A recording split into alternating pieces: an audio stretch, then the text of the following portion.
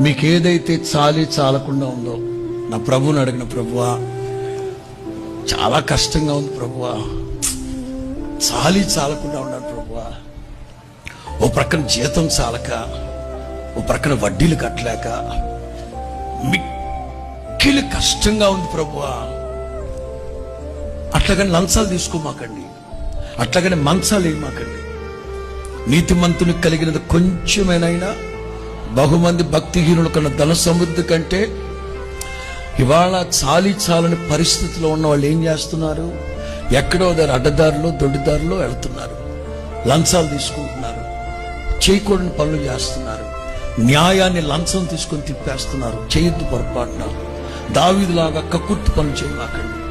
మీకు ఏదన్నా తక్కువైంది అనుకుంటే వాళ్ళు నా ప్రభువుని అడగండి. ఖచ్చితంగా నా ప్రభు అడిగిన వాటికంటే, ఊహించిన వాటికంటే అత్యధికంగా నా ప్రభు చేసి మిమ్మల్ని బట్టి నా దేవుడు మహిమ తెచ్చుకొనును గాక. స్తోత్రం చెప్పు గట్టిగా.